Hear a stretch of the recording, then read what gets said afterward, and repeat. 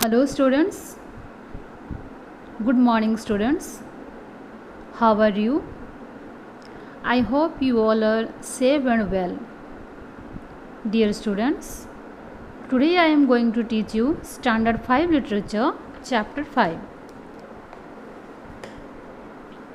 Students, kindly take out page number 46. The Garden of Live Flowers. The Garden of Live Flowers summary. Once outside, Alice climbs a nearby hill to get a better look at the garden near the house. However, every time she begins to follow the path to the hill, she finds herself back at the door to the house. Dismayed, she mentions her frustration to Tiger Lily, who surprises her by responding in perfect English. Dear students, here the chapter begins. Alice came upon a large flower bed with a border of daisies and a willow tree growing in the middle. Willow tree means a tree with thin leaves. "Oh, Tiger Lily," said Alice, addressing one that was waving gracefully about in the wind, "I wish you could talk." "We can talk," said the Tiger Lily, "when there's anybody worth talking to." Alice was so astonished that she could not speak for a minute. At length, as the Tiger Lily only went on waving about, she spoke again, in a timid voice, almost in a whisper. "And can all the flowers talk?" "As well as you can," said the Tiger Lily, "and a good deal louder." "It isn't manners for us to begin, you know," said the Rose, "and I really was wondering when you had speak," said I to myself. "Her face has got some sense in it, though it's not a clever one. Still, you are the right color, and that goes a long way." "I don't care about the color," the Tiger Lily remarked. If only her petals curled up a little more, she had been all right. Dear students, Tiger Lily, a lily plant, Lilium tigrium of China and Japan, cultivated for its flowers which have black spotted orange reflexed petals. Alice didn't like being criticized, so she began asking questions. "Aren't you sometimes frightened at being planted out here with nobody to take care of you?" "There's the tree in the middle," said the Rose. "What else is it good for?" "But what could it do if any danger came?" Alice asked. "It says, 'Wow, wow,'" cried a daisy. "That's why its branches are called vows." "Didn't you know that?" cried another daisy, and then they all began shouting together, till the air seemed quite full of little shrill voices. "Silence, every one of you," cried the Tiger Lily, waving itself passionately from side to side. Trembling with excitement, "They know I can't get at them," it panted, bending its quivering head towards Alice. "Or they wouldn't dare do it." "Never mind," Alice said in a soothing tone, and stooping down to the daisies, which were just beginning. Students, willow tree means a tree with thin leaves. Criticized means find fault in something or someone. Students, turn the page. Again, she whispered, "If you don't hold your tongues, I will pick you."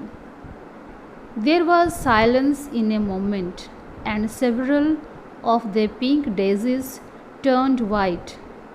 "That's right," said the tiger lily. "The daisies are worst of all. When one speaks, they all begin together, and it's enough to make one wither to hear the way they go on." Students, wither means fade and dry up. "How is it you can all talk so nicely?" Alice said, hoping to get it into a better temper by a compliment. "I have been in many gardens before, but none of the flowers could talk." "Put your hand down and feel the ground," said the tiger lily. "Then you will know why." Alice did so. "It's very hard," she said, "but I don't see what that has to do with it." "In most gardens," the tiger lily said, "they make the beds too soft so that the flowers are always asleep." This sounded a very good reason, and Alice was quite pleased to know it. "I never thought of that before," she said. "It's my opinion that you never think at all." The rose said in a rather severe tone, "I never saw anybody that looked stupider." A violet said so suddenly that Alice quite jumped, for it hadn't spoken before. "Hold your tongue," cried the tiger lily. "As if you ever saw anybody. You keep your head under the leaves and snore away there till you know no more what's going on in the world than if you were a bird." "Are there any more people in the garden besides me?" Alice said, not choosing to notice the rose's last remark. "There's one other flower in the garden that can move about like you," said the rose. "I wonder how you do it, but she is more bushy than you are." "Is she like me?" Alice asked eagerly, for the thought crossed her mind, "There's another little girl in the garden somewhere." "Well, she has the same awkward shape as you," the rose said, "but she is redder, and her petals are shorter, I think. Her petals are done up close, almost like a dahlia." The tiger lily interrupted, "Not tumbled about anyhow like yours."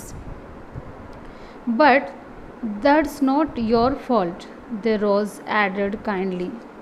"You are beginning to fade, you know, and then one can't help one's petals getting a little untidy." Alice didn't like this idea at all, so to change the subject, she asked, "Does she ever come out here?" "I dare say you will see her soon," said the rose. "She is one of the thorny kind." "Where does she wear the thorns?" Alice asked with some curiosity. Curiosity means a strong desire to know or learn something.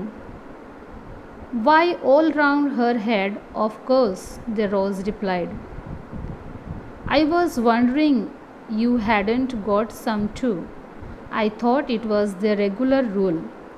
She is coming, cried the larkspur. Larkspur. I hear her footsteps. Thump, thump, thump along the gravel walk. Students, tumbled means untidy. Turn the page.